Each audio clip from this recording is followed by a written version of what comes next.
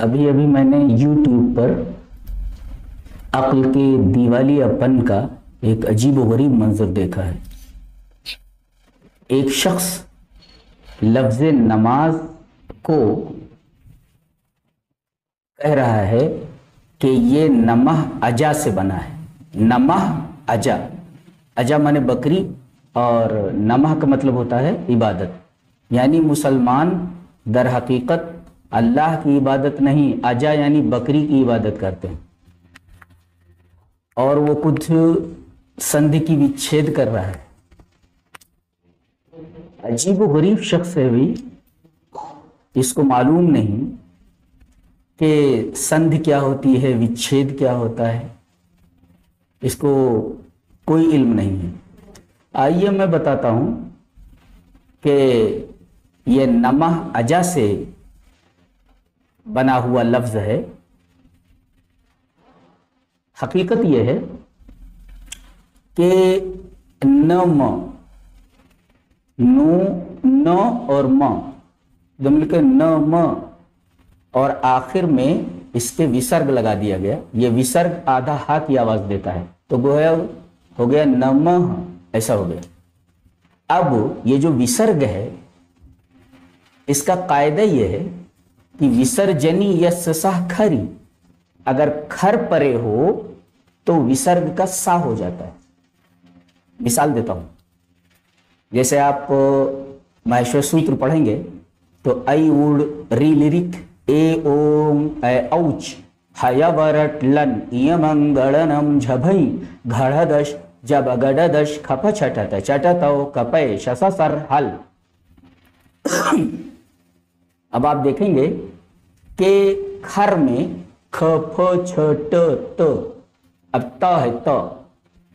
अब अगर विसर्ग के बाद ये ता आ जाता है मसलन, तो ये विसर्ग जो है ये जो सा से बदल गया है। अब चूंकि आधा हा की आवाज देता है लिहाजा आधा सा हो जाएगा। जैसे नमस्ते, असल में तो नमहते, तो ता ये खर में आता है लिहाजा नमस्ते हो गया। ये विसर्ग जो आधा हा की आवाज देता था, अब चूंकि ये सा से बदल गया तो ये आधा हा की आवाज देता है तो आधा सा से बदल जाएगा। लिहाजा नमस्ते लिखते वक्त आधा सा को लिखेंगे, नमस्ते।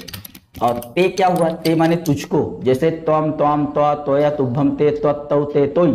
तो अब ये देखिए ते, ते माने तुझको, तो ताजीम तुझको, ये तर्जुमा होगा। अब हम ये देख रहे हैं कि नमः के बाद अ जो है अज, ये अ जो है ये खर में आता ही नहीं है, खर में नहीं आता। तो अब इसमें पहला सूत्र अप्लाई होगा, पाणिनि सूत्र। वो सूत्र क्या है? विसर्जनीयस्सह खरी। अब क्या हो गया? नमस अजा, बराबर है। अब दूसरा सूत्र अप्लाई होगा, सजुषो रू।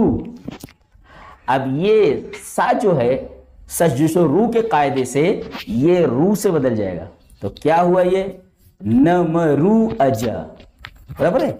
अब उसके बाद ये रू जो है, अब इस पर तीसरा सूत्र अप्लाई होगा, अतोरो रपलुता दपलुते। विसर्ग से पहले अपलुत आ हो और विसर्ग के बाद अपलुत आ हो तो वो रू ऊ से बदल जाता है, तो हो गया नमऊ अजा। अच्छा, अब हम ये देख रहे हैं कि ऊ के बाद आ है, तो अब इस पर चौथा सूत्र अप्लाई होगा, इको यड़ची, यानी ऊ प्लस आई इज इक्वल टू वा।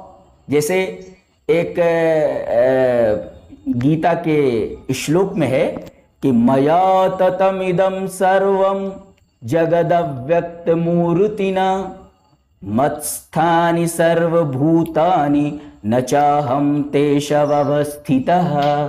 अब आप देख रहे हैं असल में तेषु है, वो तेषु, तो आखिर में ऊ है, छोटा ऊ।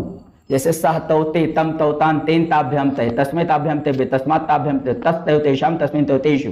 तो तेषु उनमें, और उसके बाद अवस्थित, तो ऊ के बाद आ है, तो ऊ प्लस अ इज इक्वल टू वा।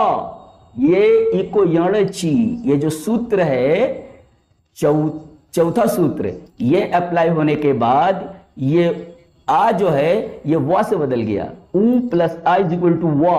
तो अब नमः के बाद अगर आ है, वो कह रहा है कि नमः अजा है, तो अब इसको नमाज नहीं होना चाहिए, नम वजा ऐसा होना चाहिए, नम वजा होना चाहिए, वाह होना चाहिए। जबकि उर्दू में अलिफ आता है, आ आया आ, और हिंदी में भी आ ही आएगा ना कि वाह। जबकि कायदा यह है कि उ प्लस आ इज इक्वल टू वाह, इसमें इको यणची, ये चौथा कायदा। तो पहला कायदा क्या हुआ, पाणिनि सूत्र पहला विसर्जनीय साखरी, और दूसरा रू, और तीसरा कायदा अतोरो रपलुता दपलुते, फिर आखिरी कायदा इको यणची।